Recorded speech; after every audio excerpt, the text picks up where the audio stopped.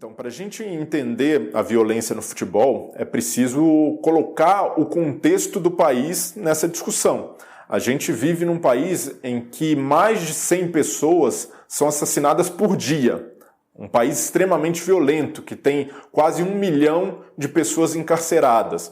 Então, dentro desse contexto de violência, é utópico achar que o futebol estaria numa bolha que não sofreria com essas consequências.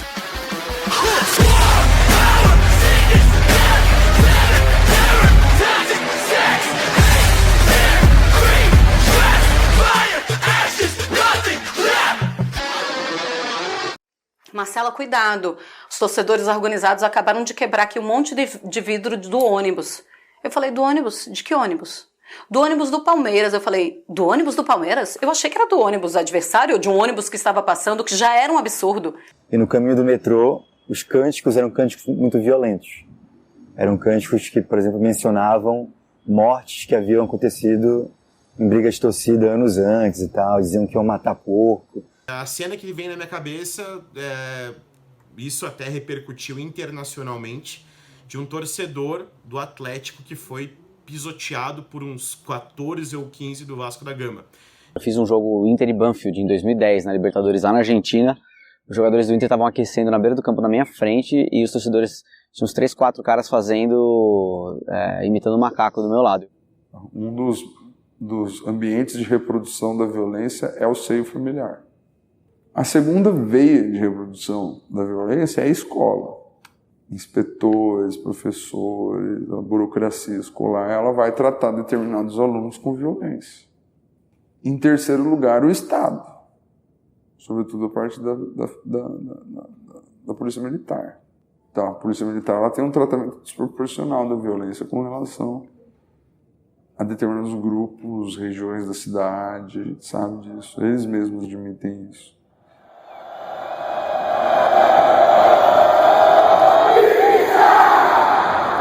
Se um torcedor de organizada se assumisse gay, a relação mudaria com os outros membros? Por mim, na minha visão, mano, eu mudaria um pouco com a pessoa, tipo, mano, já não daria mais pra colar, entendeu? Muitas pessoas acabam trazendo situações pra dentro da torcida que a gente já trava da porta pra fora, porque a gente não tá aqui pra falar de política, de religião, de questão de gênero. A gente tá aqui pra falar do Palmeiras, né? Tipo, não usar brinco, o cabelo loiro, esses bagulho, entendeu, mano? Toda torcida tem a sua ideologia, entendeu, mano? É difícil a gente encontrar uma torcida que abrace um torcedor gay. Eu não vejo, assim, ninguém de boa vontade abraçando. A torcida organizada, por exemplo, do Palmeiras abraçando um torcedor gay. Não vejo. A homofobia, ela aparece sobretudo em gritos de torcida contra jogadores ou contra torcidas rivais. Principalmente nisso. Ou pelo fato de um LGBT não poder se manifestar. O que o Danilo disse. Obrigado aí, ESPN Brasil. Olha só.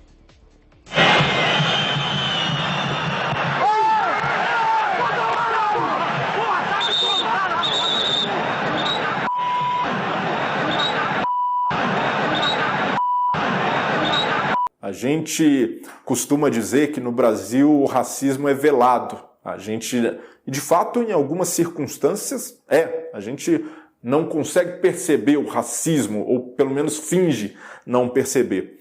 Mas no futebol, ele é escancarado. Você vai no estádio e vai ver o torcedor rival chamando o adversário de macaco. Uma das poucas possibilidades de ascensão social do negro na sociedade brasileira sendo jogador de futebol. Por quê?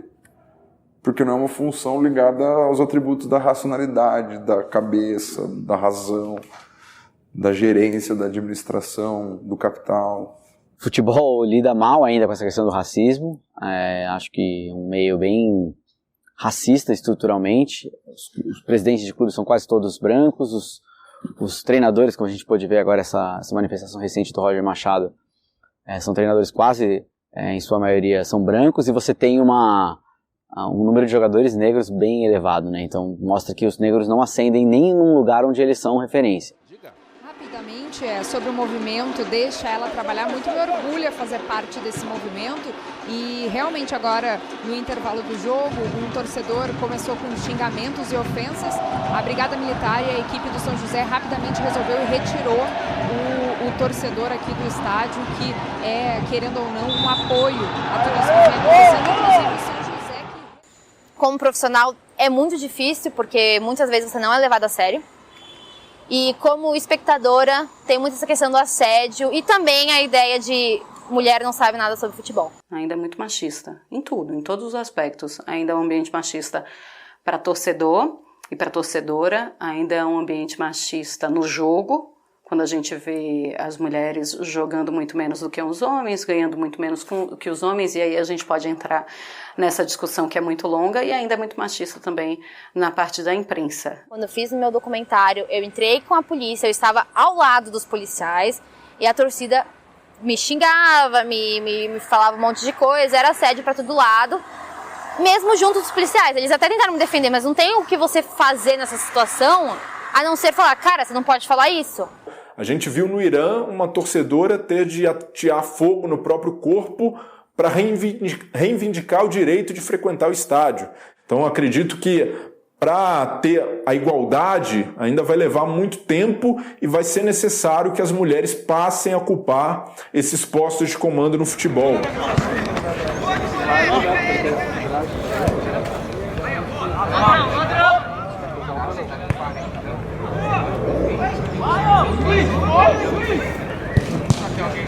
Futebol é do povo?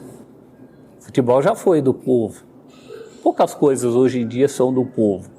O futebol é muito insensível à sociedade que o cerca, e isso em todo o mundo. Mas aqui no Brasil, que é um país muito desigual, essa insensibilidade fica ainda mais latente. Hoje eu consigo ir aos estádios porque eu sou sócio-avante. Se você não é sócio-avante, você não consegue ir regularmente aos jogos porque o ingresso realmente é muito caro. A gente tem um país com 13 milhões de desempregados. Então, quantas pessoas podem se dar ao luxo de pagar mensalmente pelo próprio lazer? Então, R$150 por mês, mais aí 20 de transporte, vamos por mais 20 de alimentação por jogo. Uns 3, 4 jogos no mês dá um dinheirinho bem legal. Nunca parei para pensar. Existe elitização nos estádios? Alguém tem dúvida? Não é nem elitização, é uma higienização. Né? Eles querem mudar o perfil de quem frequenta aquilo. Só que o futebol, cara, ele é a paixão nacional. É o povão que gosta, entendeu? E esse processo de encarecimento dos ingressos, né, no estádio de futebol afastou essa possibilidade e a oportunidade, talvez a única para muitas pessoas terem de ter alguma atividade, acompanhar alguma atividade esportiva. Olha, eu entendo que o futebol é cada vez mais um evento caro, onde a contratação de jogadores, técnicos, o custo dos estádios, tudo isso é de um alto custo e o valor do ingresso ele tem que ser de alguma forma proporcional a esse custo, guardada, lógico, a capacidade de compra do povo brasileiro. Poxa, ingresso caro, só assim vamos bancar elencos. E as pessoas que estão excluídas do futebol, que antes lotavam a geral, que lotavam o tobogã do Pacaembu, para onde elas foram?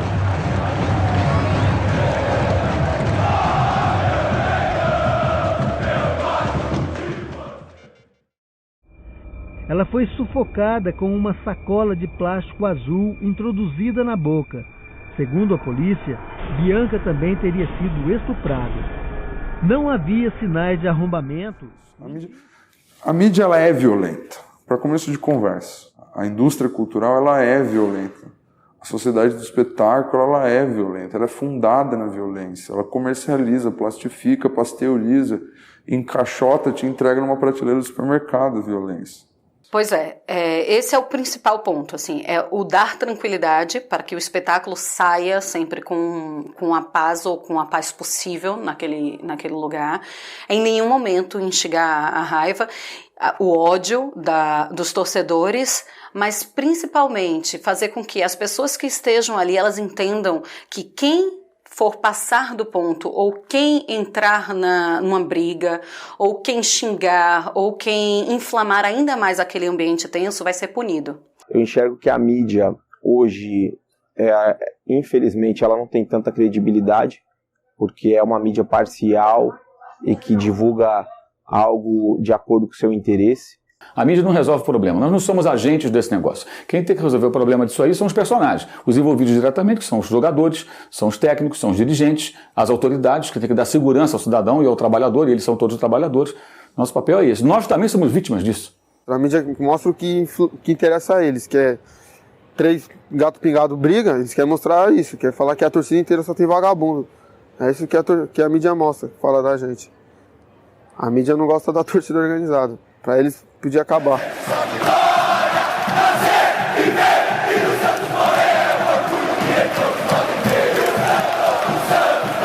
A culpa é da mídia, que não mostra o trabalho social, que não mostra a festa, que não mostra a festa do carnaval. Para cada festa que a torcida organizada faz, tem 3 crimes. E aí está um certo paradoxo, né?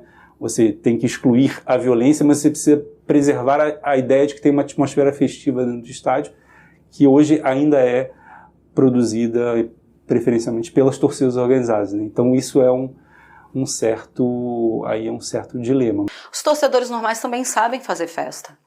Eles também sabem acompanhar o seu time, eles também sabem torcer pelo seu time. Agora, será que vale o peso do que elas fazem fora do estádio de futebol? Se a gente fizer um estudo, né, sobre o perfil de integrantes de organizadas, a gente vai ver que é um retrato social muito fiel. A maioria também vem de uma realidade social de pobreza, de violações constantes de direitos e, naturalmente, muitos enxergam uma torcida como uma forma de pertencimento. Quando eu estou em grupo, a minha individualidade ela é diminuída. Quando eu estou em grupo, a minha identidade ela se perde na identidade da massa.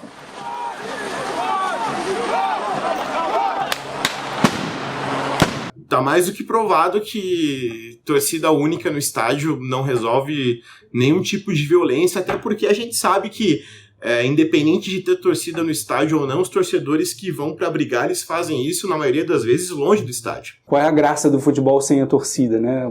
A torcida única foi uma medida drástica tomada há alguns anos atrás diante da grande violência que era verificada. Você xingar uma torcida adversária, você zoar eles, cantar uma música provocando, é sem dúvida muito, muito melhor.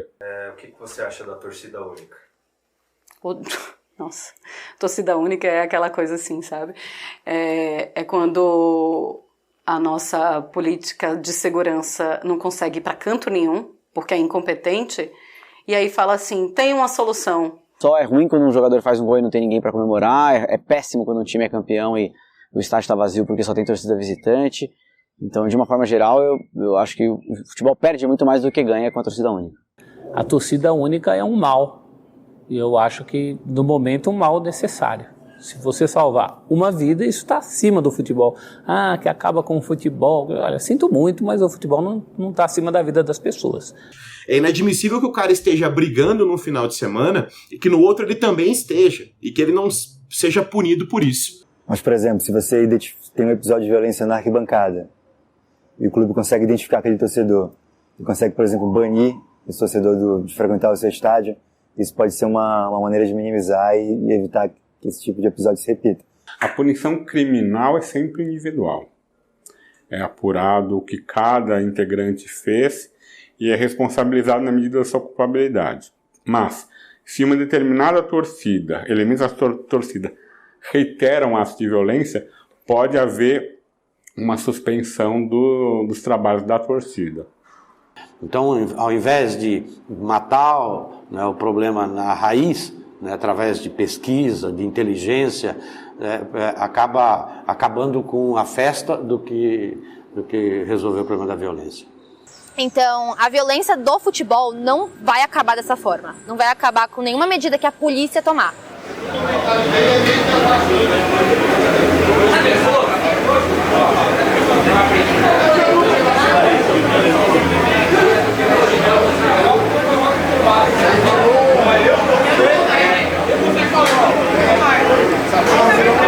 A a gente pode muito bem separar e aí deixar uma torcida um pouco para cá e uma torcida para lá, e sempre foi desse jeito, e dar-se um jeito em relação à separação desses torcedores.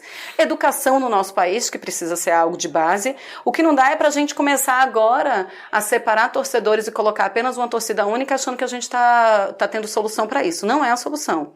A estratégia de inteligência ela é mais eficaz, no sentido de que, indo no CPF e não no CNPJ, você consegue, de fato, impedir a reincidência e, ao mesmo tempo, mostrar para o grupo conjunto da torcida de que um novo tipo de existência ali no futebol de espetáculo ele é possível. É fazer investimento em segurança pública e em inteligência, criar as condições. Então, do ponto de vista da violência, para as pessoas terem segurança de ir para o estádio. A outra é de que você precisa diminuir o preço dos ingressos, tá? Para as pessoas terem acesso.